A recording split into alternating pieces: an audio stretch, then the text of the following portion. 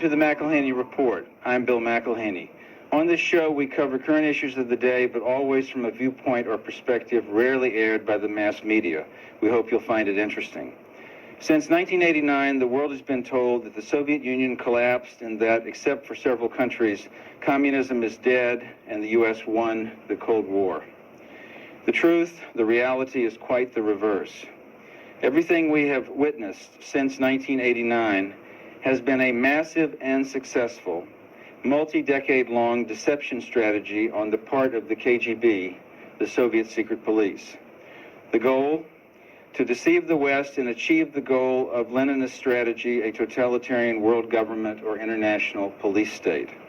We know this from the evidence provided by Anatoliy Golitsyn, the most important defector from the KGB who came to America in 1961.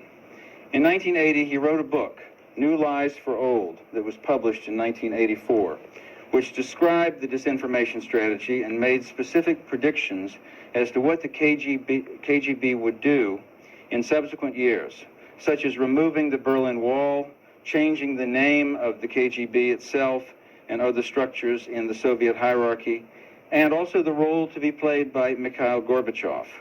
An independent analysis of these predictions years later showed that over 94% of them came true by 1991 and since then. That's how we know Golitsyn was telling the truth, and quite correct. Our guest today, who first appeared on this show in 1995, is uniquely qualified to expose this conspiratorial strategy. Based in London, he publishes 10 newsletters and reviews on economic, financial, and political intelligence, including Soviet Analyst. These invaluable periodicals incorporate the understanding of post-1989 events provided by Anatoly Golitsyn. He's published Golitsyn's second book, Perestroika Deception. He's also published Joseph Douglas's Red Cocaine on the Soviet strategy of using drugs to sabotage the West. And he's published a very important book, the European Union Collective, on the regional world government now in place over both Europe and Britain. I am so happy to welcome back to the McIlhaney Report my valuable friend and colleague, Christopher Story. So glad to have you here. Delighted to be here. Now, for those people who are just learning about Anatoly Golitsyn, we need to emphasize that the understanding he provided about the strategy of which he was a part in the early 1959 to 61 period in forming this strategy in the KGB hierarchy. This multi-decade strategy means that nothing really has changed in the Soviet Union and the other satellite East Bloc communist states that call themselves democratic republics today. Nothing has changed except deception, appearance, and propaganda. And let's go over some examples of that. Don't we have the same KGB-led bureaucracy with different names on the doors? Absolutely. The KGB remains the same. It's divided itself into several parts, but this is by no means the first time this has happened. It's happened about 5 or 6 times since 1917. But Golitsyn's great achievement was to make Lenin understandable, because actually all that Golitsyn did in his 2 books, New Lies for Old and the Perestroika Deception, is to explain Lenin's mind. And these people actually are in Lenin's mind. They're out of their own minds and they're in Lenin's mind, which is not a very nice place to be. Also, the system of some 1,700 concentration camps that comprised the Soviet Gulag prison house of territory, with millions and millions of political prisoners. All of those concentration camps are still there, but never discussed by the media, which since 1989 has told us that communism's gone out of business. A few years ago, I was privileged to receive a list of these concentration camps from a very reliable source. And this list contained the actual street addresses, so to speak, and the locations of these concentration camps. And these included a number of new camps which had been set up under the so-called, quote-unquote, non-communist government of Boris Yeltsin, which in fact was a continuation by other means, which we'll come to. Now, when I published this in Soviet Analyst, I thought this has got to be, a really interesting story. I sent it to the whole of the Western media that I could think of, the English-speaking world. Not a trace, no response at all. However, there have been a number of open references to this, which have appeared almost as if by accident in articles in The Guardian and elsewhere, which, of course, I and others collect. And when you put these things together, you get actually a very interesting picture. There's been no change at all. Okay, not only has there been no change in the Soviet concentration camp system, but in their massive military buildup, their worldwide espionage activities within Western nations, the subversion and sabotage they wage, particularly the area of sabotage called drug trafficking. Basically, in 1961, the Soviets relaunched or launched a long-range strategy, which is what Golitsyn talks about in his two books. I should say perhaps that the Communist Party of the Soviet Union has had 4 programs since it started, only 4 party programs. The first was 1903, the second was after the revolution 1917.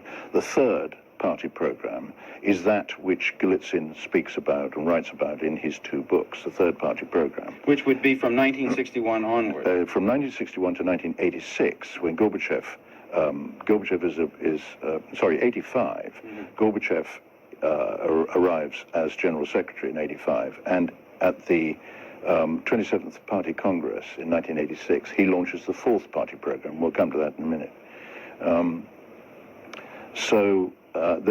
The purpose of the long-range strategy, which was actually announced by the head of the KGB in 1959, they prepared this strategy, and then when they had worked out how they were going to deceive the West in what has turned out to be the biggest deception operation in the history of mankind, to be honest, when they worked this out, they convened a conference called the 81 Party Congress, which took place on one day, on the 6th of December 1961. And these, consisting of 81 parties from all over the world, communist parties, and the long-range strategy was rubber-stamped, and that was it. And from 1961 to the arrival of Gorbachev was the period when they were preparing for the implementation of what Gorbachev subsequently introduced. Now, I'd just like to say here something very important, which is that sometimes people say, why was there such a long period from the introduction of the 3rd party program to the introduction of the 4th party program? And the answer to that is extremely interesting.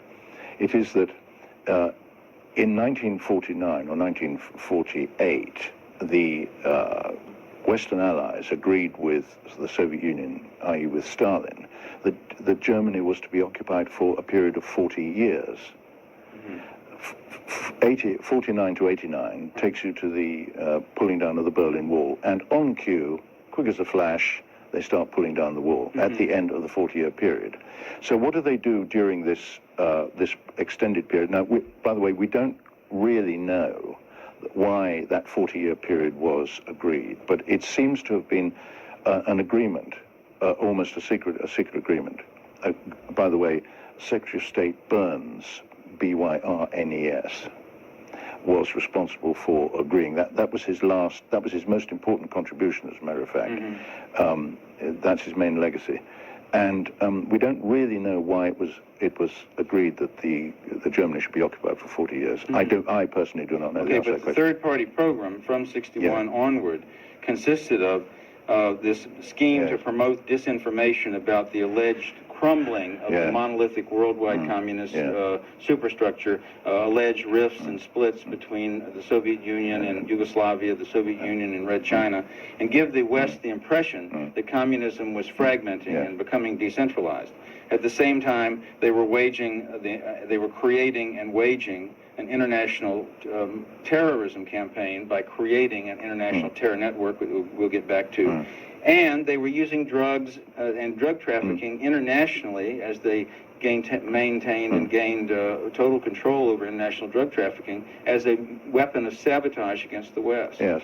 So these are all strategies, along with military buildup and espionage. These are all sub-strategies, but they're very important planks. I mean, basically, there are 4 main sub-strategies within the long-range strategy, apart from the weak look which you've already described. Right. The weak look being, you know, appear weak, which is based on the ancient Chinese military strategist Sun Tzu, which Sun Tzu's famous book, The Art of War, was required reading and still is in the Soviet military and in the East German. We happen to know that it was required reading in the East German military because we've got a copy of the East German translation of Sun Tzu, which appeared in 1956, which is highly significant.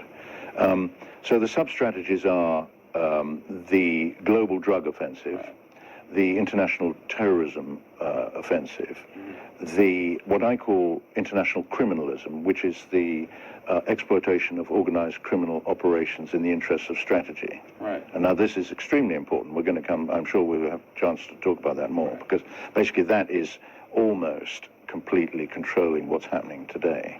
And then finally, we have, well, of these four, we have what I call the Gramsci dimension. Now the Gramsci dimension, named after the Italian communist Antonio Gramsci. Antonio Gramsci, Gramsci.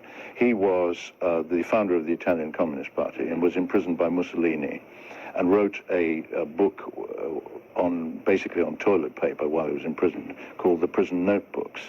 And his thesis was that you have to change the cultural base in order to achieve the revolution. So once you've got everybody with garbage ideas in their heads, and you've destroyed art, you've replaced music with hideous noise, you've satanized music, if you like, and you've caused all the things, you've attacked and undermined all the institutions. And traditional values. Traditional values, destroyed, you've eliminated religious teaching and all that. That is what I call the Gramsci dimension. That's which is commonly known as the culture wars. This is a strategy of the Leninist Soviet Revolution. Right.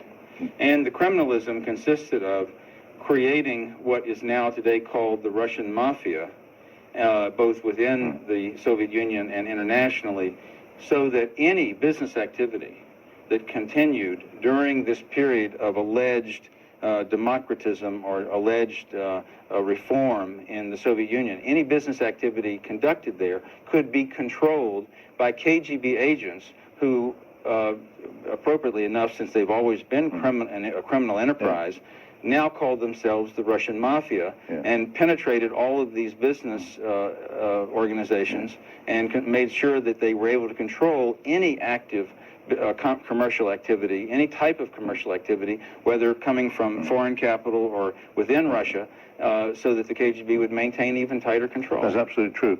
And in fact, I understand, I don't know his name, or I can't recall his name, but the head of the Russian Mafia, M-A-F-I-Y-A, to distinguish it from the Chicago-type mafia, is a resident in New York City. Because that's where the action is. But the importance of criminalism cannot be underestimated, because what has happened is that the KGB, being a criminal enterprise, by definition, was always very close to the huge underground economy which existed under overt communism. By the way, I use the phrase overt communism. Pre-1989. Pre-1989, and covert communism to describe the present situation, which is, I think, a useful short-form way of doing it. Yes. So that under the KGB, there was an organization called the Economic Department, which appeared to be dealing with economic issues, but actually was concerned with controlling and developing the criminal underground.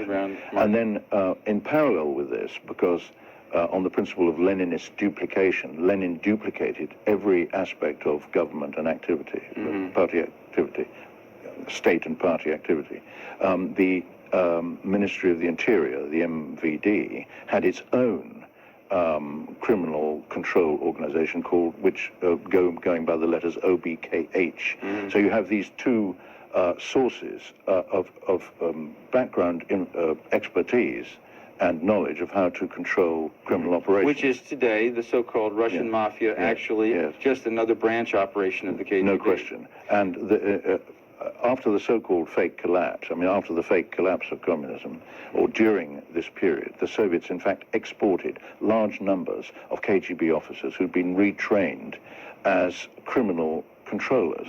I call them criminalists, operators of criminalism. And they have joined up with the underworld, the huge underworld in the West, here as well. Now, the drug dimension of the world revolution, which they largely control, but not entirely, but they largely control it, is, of course, it operates in parallel with and is part of this criminalist operation. And basically the international drug trafficking elements that they control must finance the world revolution. But it has another very important point, rationale, which is that because the proceeds of drug operations have to be banked, they have their own bankers. Now, we know from Joe Douglas's book, which I was privileged to edit and publish, Red Cocaine, that, which is based on the debriefing of a very senior Czech defector called General Jan Šejna. We know that Šejna was actually the highest official in the Czech Communist Party. He was the secretary overseeing everything, and he was responsible for making the administrative arrangements for delegations of bankers who were coming to Czechoslovakia in the second part of the 60s to be selected by the Czechs, who were acting as cutouts for the Soviets. Although there were senior Soviet officials present at these selection meetings, they actually chose the bankers who were going to launder the proceeds of their drug operations, because they knew that these would become so massive. Now, I'm not saying that the Soviets are totally in control, but the extent of their operations is huge. And in the Western Hemisphere, by the way, it's controlled by the Americas Department of the Cuban Communist Party. So this, and internationally, this was a combination of Soviet military intelligence, the GRU, because it is sabotage against the West, and also through the Soviet Union's control of the Red Chinese dictatorship, because Red China has been a principal grower of heroin and supplier of heroin worldwide too. So they have two bases of operations. Yeah, well, there are more, because there are others as well. But basically what happened was that after 1949, the Soviets watched the Chinese, because Mao Zedong used drugs against his own people.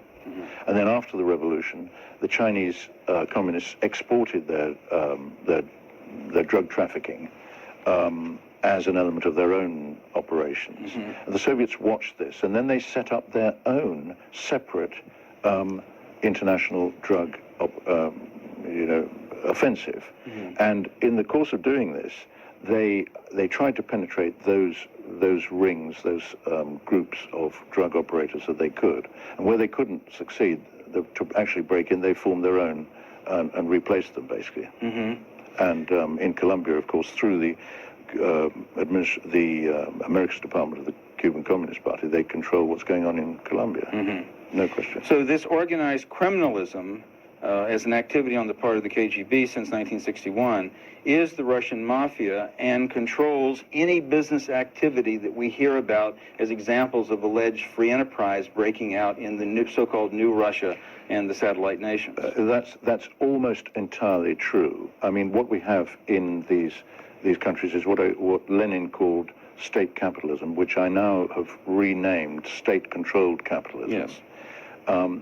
Which means that it appears to the West as though these enterprises are entirely freestanding, and they've got shareholders, and they have managing directors, and they've even got in Moscow large office blocks like Gazprom, but they are in fact entirely controlled by the state, with the revolution, but through the intelligence services. Yeah, and that's a deception and a performance very similar to the performance of political democratism, where we see alleged rival parties and rival candidates taking part in elections in the so-called New Russia and the new satellite nations, when actually all of these parties are controlled by KGB personnel, and it is a performance for the American public to watch on CNN and through other parts of the media.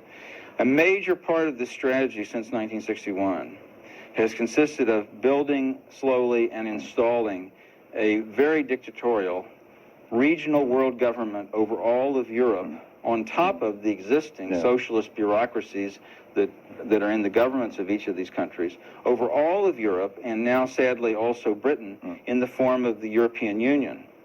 And this constitutes an accomplishment of Leninist strategy, as predicted by Golitsyn.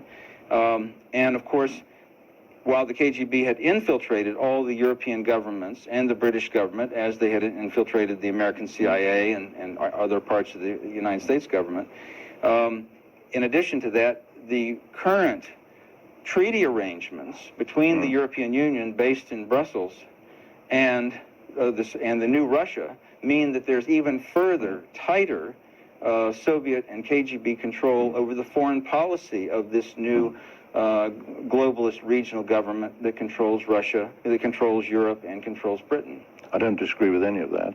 One of the important things that Golitsyn teaches us in the Perestroika Deception is that it doesn't matter who wins an election, the communists always win. Now, the reason for that is that every single political activist you see on the Moscow stage, if you can be bothered to see what's going on, because, by the way, the TV cameras are only focused on Moscow. Right. You never see what's going on in Leningrad or in Tbilisi or in Alma-Ata or anywhere else, only Moscow. That's where the controls take place, because all the other so-called, free republics now, they're controlled, of course.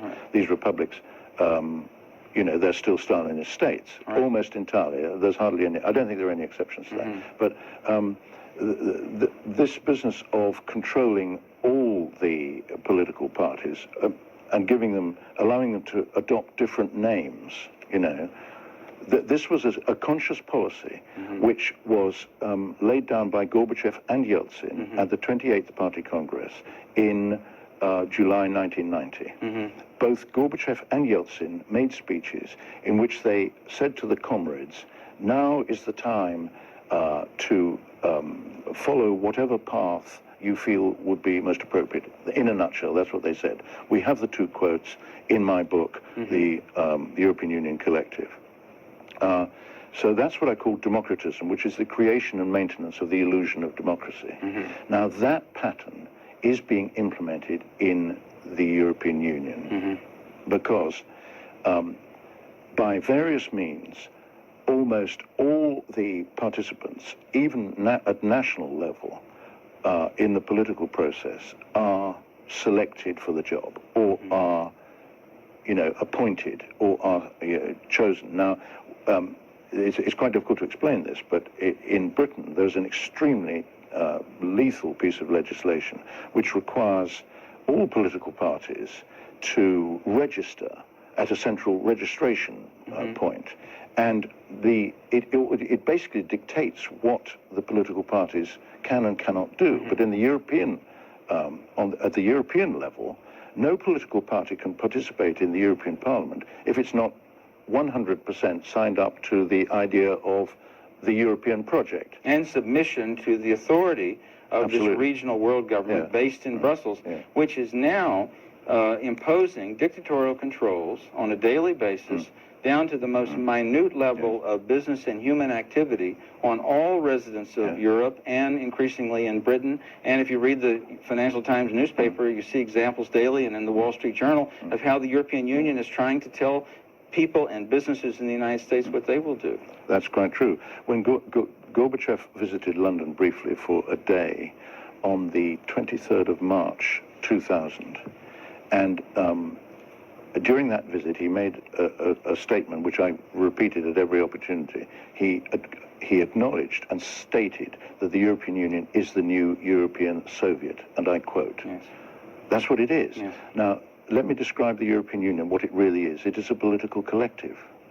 So all these British politicians who constantly talk about the need to be in the center of Europe and the need to influence, for Britain's great experience to be used for the benefit of the Europeans so that they, so that we can influence what they do, are completely wasting their breath. They are insulting our intelligence. This is a political collective. In a political collective, decisions are taken collectively. No individual nation can take any decisions. Now, So it destroys the sovereignty completely of all the individual nations. We have no sovereignty.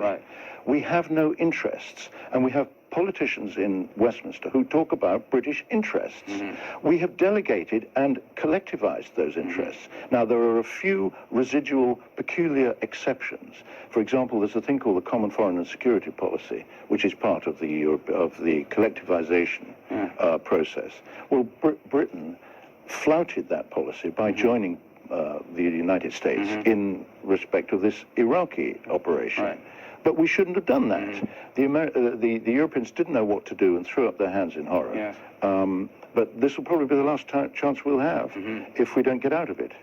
So Gorbachev's purpose, and it's so interesting that Golitsyn describes Gorbachev in the book he wrote in 1980 before anyone had heard of him, describes his role, describes the character that he would play on the stage of this deception, describes him, and his purpose obviously was to go from the third-party program of 1961 to about 1985, and in 1985 start the idea that the Stalinist model was over with and that there was going to be this new reform system.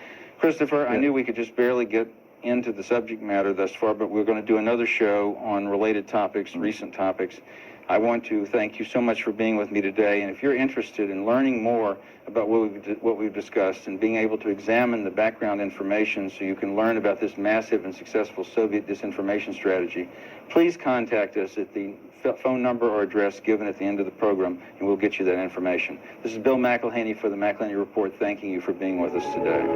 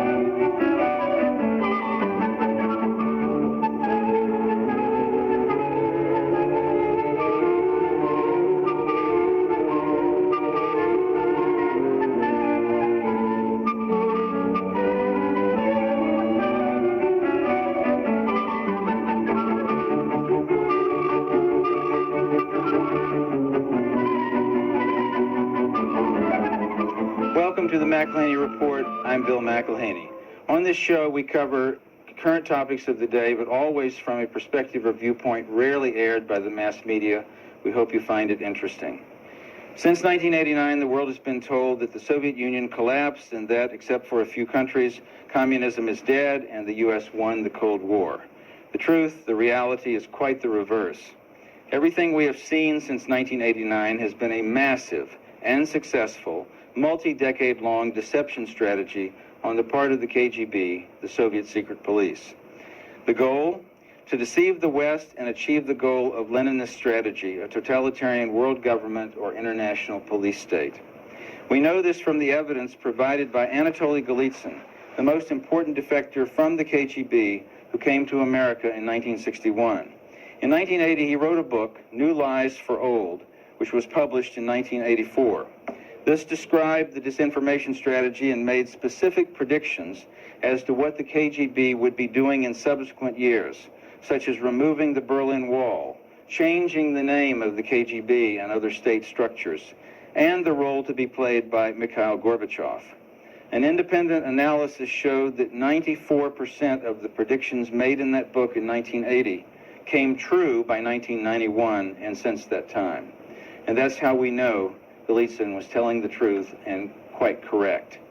And understanding Golitsyn is absolutely indispensable to an understanding of international terrorism today, what happened on September 11th, and the war recently fought in Iraq.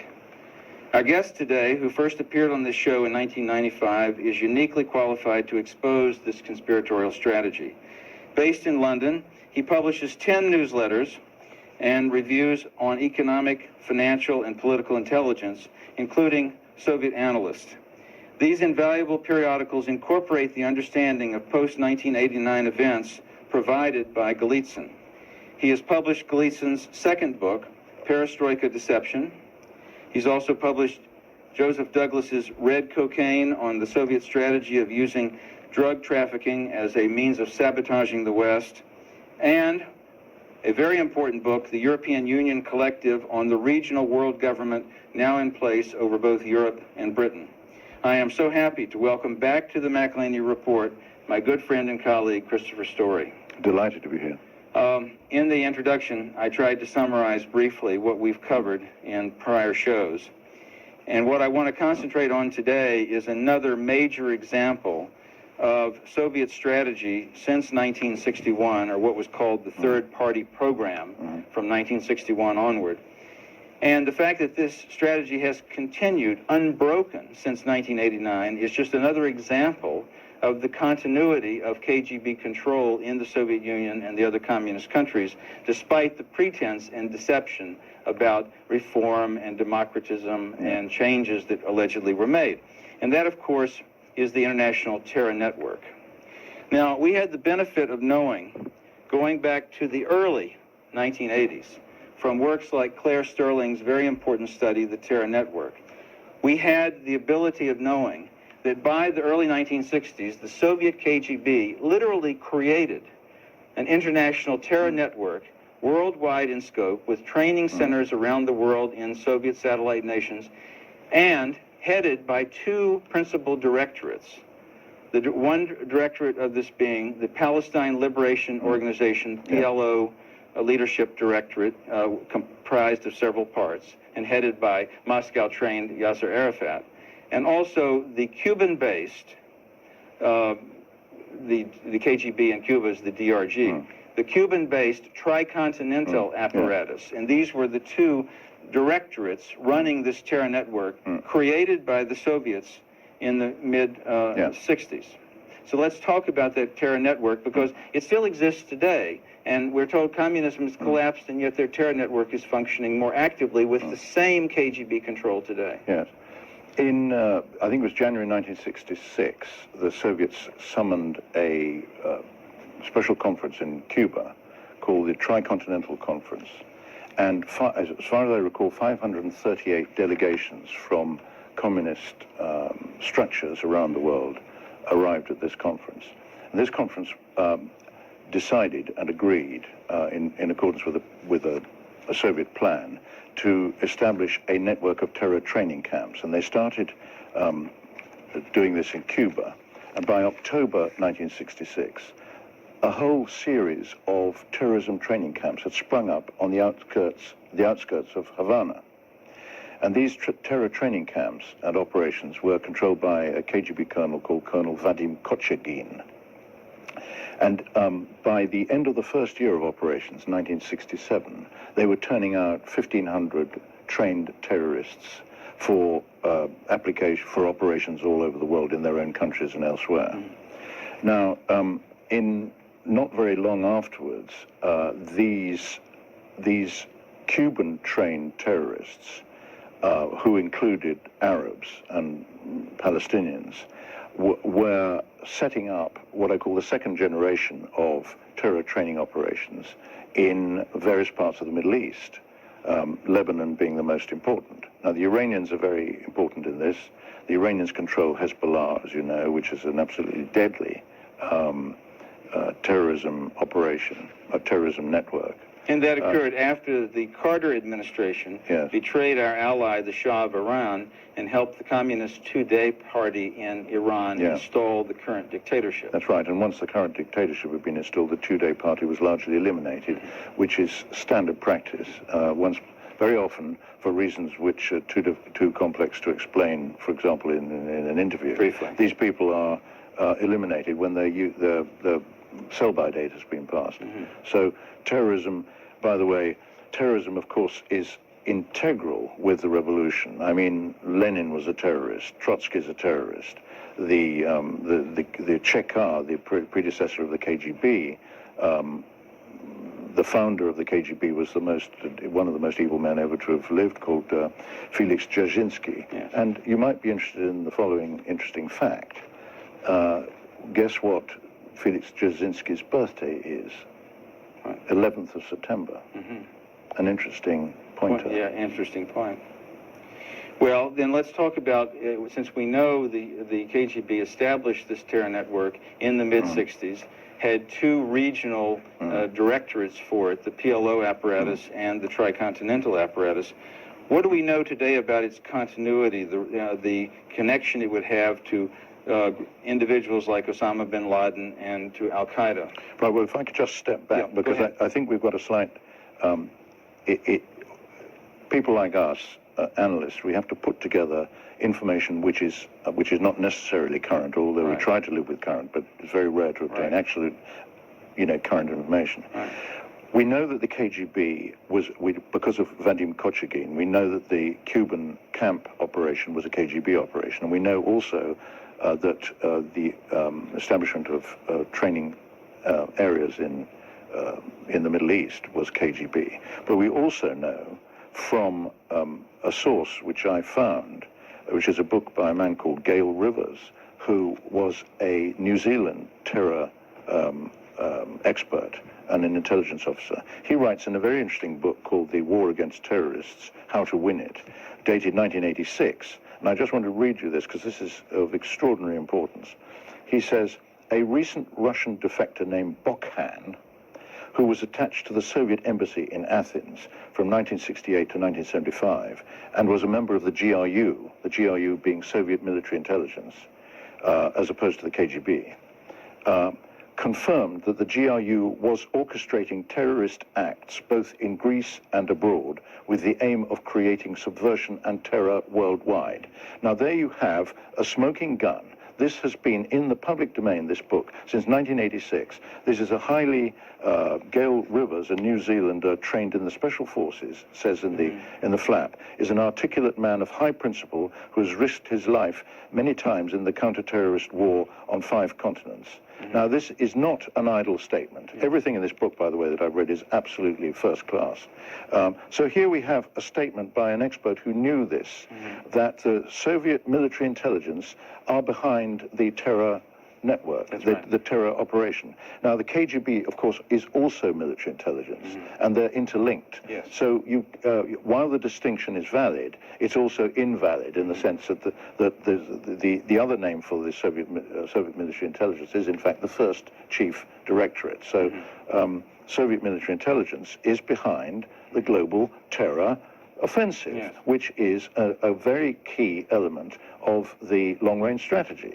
Now, why has this been totally ignored by the media and by our governments? The British government and the American government have said absolutely nothing about this. Why is this? Well, and it's come to the point now where supposedly the leadership of the new democratic Russia is enlisted by the American government to be our advisors, consultants, and partners in fighting and stopping world terrorism. Absolutely right. The very network which since the 60s, under the visible leadership of Yasser Arafat, the Soviet KGB and GRU have controlled. And unfortunately, we've come to a state of affairs today where the Bush administration, as was the case with prior administrations, is giving over $1 billion a year to the communist PLO specifically to administer its takeover of part of Israel, and we're forcing them on Israel. We're protecting Yasser Arafat from being disturbed or removed by the Israeli government, and we're maintaining the continuity of this Soviet-controlled terror network, supposedly years after communism disappeared from the planet. Yes, and it's gone even further, because we now have a prime minister of the Palestinian Authority, whose name is Abu Mazen. That's his code name. His real name is Mahmoud Abbas. Now, this man was, quote, in quotes, in control of Hamas, the most devious and most egregious terrorist arm of the PLO. All of a sudden, this man is persona grata in all Western capitals, in Washington, London, and Brussels. And he is the new Mr. Democracy. Now, why is this? And the answer to this is that, as has happened in the past, this man has been bribed. He has been paid very substantial sums of black operations money to change his tune in order to suit the objectives of the Western manipulators who are trying to sort of achieve whatever their objective is. Well, in a way, remember, Gorbachev lost credibility as an alleged reformer when it was obvious that he was still a Leninist and still promoting Leninist strategy. So they had to bring in a new performer, Yeltsin, to appear to be more likable to the West, and we had to definitely support him for fear that some other maniac would come to power.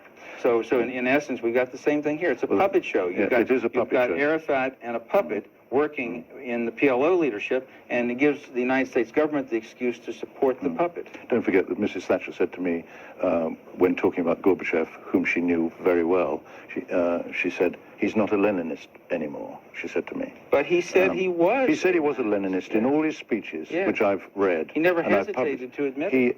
He took every opportunity to say, I am a Leninist, I've always been a Leninist, I will always be a Leninist. I've been a communist since I was born, and I will always remain a communist, and we will never diverge from the communist path. And after he left his role in the Soviet Union of ushering in this post-Stalinist pretense and performance of the new phase, the fourth program of the Soviet strategy, he came to the United States and continued to promote Leninist strategy, and is still doing so today, well-funded and supported, promoting world government and worldwide controls in the name of environmentalism. Yes, through an outfit called the Gorbachev Foundation, which consists entirely of Soviet apparatchiks, and by the way, was involved with an outfit called the State of the World Forum, which, when translated from Lenin speak, means World State Forum. Yes. Anyway, we need to talk about Saddam Hussein. Yes, and as a major example of the fact that there has been no real change in the Soviet Union since 1989 and worldwide in other communist countries, the International Terror Network, controlled by the KGB, continues just as active, and it is inconceivable that any alleged group like Al-Qaeda or any alleged terrorist operative like Osama bin Laden could ever function independent of this network. That is absolutely true, and indeed all honest experts acknowledge that it is impossible for any of these operations to take place, particularly the 9/11 one, without the support of a major power. Now, in this connection, we have certain information. First of all, as you know, Saddam Hussein was in business with very important forces in the United States for at least 10 years. This is true. And was a major recipient of U.S. government funding and support. That's right. Because when we turned Iran, the United States government turned Iran over to the communists and made an enemy state of that, the United States government had the excuse to support Iraq and Saddam Hussein, although controlled by the Soviet military, support him as an alleged buffer against Iran. Right. But Iraq is very important because it's quite clear that what's been happening in Iraq is not what you read in the newspapers. Now, I mentioned black operations money just now, and we can't go into that in much detail here, but the fact is that under the first Bush administration, an enormous sum of money was raised from 200 banks based abroad, all of them foreign banks. The sum of money concerned is so enormous that it could not have been raised for any other purpose than the implementation of what I call the new underworld order, if you like. They actually raised 18 trillion, but the objective was to raise 29.8 trillion. And this money, of course, is multiplied, and there's this huge sort of pool of black operations money which is parked offshore. I mean, this is a separate subject on its own, but I just wanted to give that background in order to come to the point. Can we understand this in summary as the extension of the KGB strategy of functioning as the Russian mafia and extending criminalism as a strategy into Western intelligence services? Absolutely. Okay, that's part of it. There's been a merger of intelligence services, both vertically and horizontally. If you like, vertically with both their own underground criminalist classes and with foreign underground criminalist classes. And the intelligence services are working together. In fact, Condoleezza Rice herself said the other day, "We are allies of Russia," which is a theme. Were those her exact words? Something like that. She said something similar to that. What she actually means by that is that our intelligence services are hand in glove with the Soviet intelligence services. Now, Saddam Hussein was very important in this operation. Obviously, we don't know everything that we need to know. But at some point, as happens among thieves and among these crooks, they fall out. And there was a falling out between Saddam Hussein and his criminal network and the American criminal operatives at a very, very high level in the American government. And American intelligence, by the way, has a particular speciality, which is to set up their next enemy. And this is something that you commented to me privately about last night, which is apparently been going on for a long time. But I found this out when I was looking at certain documents, and I found that Milosevic, the Yugoslav dictator, had been engaged in business operations with 2 or 3 CIA Section 18 corporations, that is to say corporations owned by the American government, set up by the CIA. He becomes, persona non grata and is now being arraigned at the Hague court. Right. Exactly the same thing, in so many words, has happened to Saddam Hussein. Who was, though, in terms of, he was supported by the American government, but his infrastructure and military power and installations were all provided by the Soviet military, by Soviet military intelligence. And the Soviet military intelligence would not be creating his military garrison state on a charitable basis without controlling him as a captive puppet. Yeah, that's right. Now, I can't comment on that side of it, but what I can comment on is that there is an aspect of the Iraqi story which, of course, has never appeared in the mainstream press and probably never will, but we can have a go, all right? And that is that there was a computer program by the acronym PROMIS, P-R-O-M-I-S, which was developed by an American expert called William Hamilton. And this program, in so many words, enables a user to see inside another government or another bank's database if the other party has got the same program. Now, this program was given by the United States by McFarlane, who was the National Security Council chief, wasn't he, at one stage? Yeah. Or the National Security Agency, I forget. This was handed to the Israelis for certain reasons, because the CIA can do certain things and it cannot do certain things in the United States, and employed the Israelis to do it, to do them. The Soviets wind up with this program because the Israelis gave it to the Soviets or sold it to the Soviets. And if we didn't, indeed. If the Americans didn't. Yeah. And it winds up, quote unquote, on the Soviet black market and is picked up for $2 million by the Iraqis. So you wind up at a certain stage in the 90s where the Iraqis have got a copy of PROMIS. Now, when I mentioned the black operations money, this money is offshore, and the reason it's offshore is that it's connected with the semi-privatization of American intelligence, which occurred as a consequence of President Reagan's Executive Order 12333, under which certain intelligence operations were, quote-unquote, privatized. Now, if you think about this for more than a split second, you can see how incredibly dangerous this is, because we now have in the United States a number of organizations owing allegiance to very important people, such as George Bush Sr., and various others we could name, who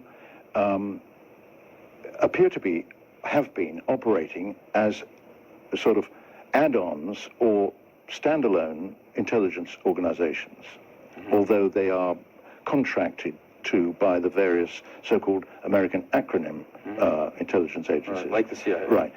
Now, as a consequence of this, these people, or elements within them, believe that some of this money, which is offshore, this black operations money, should be paid to them. So there's a war going on within fragments of American intelligence to gain access to these funds. And this is the most incredible thing that I have ever heard in my life. And it is something which the American public knows absolutely nothing about. But it would allow for people like Mikhail Gorbachev or the current president of the new Russia, Vladimir Putin, who actually is, if I'm correct, an officer of the Soviet military intelligence. He's a GRU officer, not a KGB officer, as is widely stated. Yeah, Soviet military officer and under Soviet military discipline. The present president of the Soviet Union, who's supposed to be our ally in the war against terrorism, these guys can get paid off for the role they're playing. They did indeed, and both Putin and Gorbachev, or the other way around, Gorbachev and Putin, were paid $1 billion each, with a promise of $30 billion each to follow. Now, according to my information, which I'm unable to go into, we don't know whether, in fact, the second tranche of the $30 billion was paid to them both. I suspect they were scammed, because intelligence scams people, that's what they do. But what happened was that the Soviets took this money. I mean, it wasn't just them who were bribed. It was very senior people, including, I suspect, Primakov, who we'll come to in a minute. These people took the money and said, thank you very much. And then they, of course, have continued with the same strategy, revolution. the same work they were doing before, promoting the same strategy. Now, let's also note that the principal goal of the Leninist strategy of using terrorism is not just to do the harm that the terrorists do to people and physical property, but to get the target government to respond in a tyrannical way, or we sometimes say the action is in the reaction. As a consequence to this, we have this huge, enormous, draconian new bureaucracy in the United States, the Department of Homeland Security, which has now tremendously invasive controls that violate individual rights of our citizens in the name of fighting terrorism, and recently passed Patriot Act legislation, which will eventually provide for the same kind of internal passports or identification papers that were used in the Soviet Union. And you have in Europe these European arrest warrants coming that would enable the European Union to arrest citizens without any recourse to civil liberties within all of Europe and Britain. Yeah, well, I'm very likely to be arrested. I mean, because criticism of the European Union is xenophobia, right? Under the specially designated crimes within this particular program. But you mentioned Primakov, and this is very appropriate because Primakov has recently been appointed as a special consultant to the Department of Homeland Security.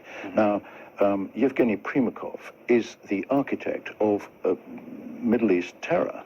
He's the key architect. The key architect and controller of the communist, the KGB terror network, PLO directorate. That's correct. And he's our new American government's consultant on fighting terrorism. Now, I published this story recently, and I had it from 3 separate sources who were not connected, right? I've had a lot of emails saying, where did you get this information? And people saying, trawling the internet, saying that they've been looking for this information, and they can't find any source except Soviet analysts. Well, I stand by my story, right? And in this issue, I just would like to read this. Primakov, this is what I wrote. On being appointed, in a recent interview, Primakov said amid cynical laughter that he couldn't wait to join the Pay Corps. And that a large number of former, I always put former in apostrophes, of course, former KGB generals and colonels were lining up to join the rush to be signed up for the American official payroll. Yes. To fight terrorism. To fight terrorism, which the Soviets are themselves responsible for. Directly. Continuing to direct and coordinate. Correct. And unfortunately, the American government, principally through $1 billion given by the Bush administration to the PLO portion of the directorate, is funding and financing.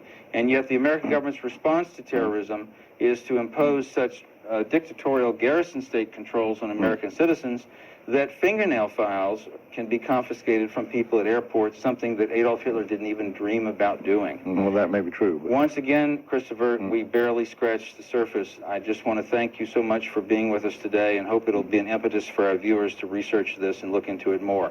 If you're interested in what you heard today, would like to know more of the background and read more about it, have access to these sources, it's very important that you do. Please contact us at the phone number and address given at the end of the program. We'll make sure you have access to them. Thank you so much. This is Bill McElhaney for the McElhaney Report. Thank you for joining us today.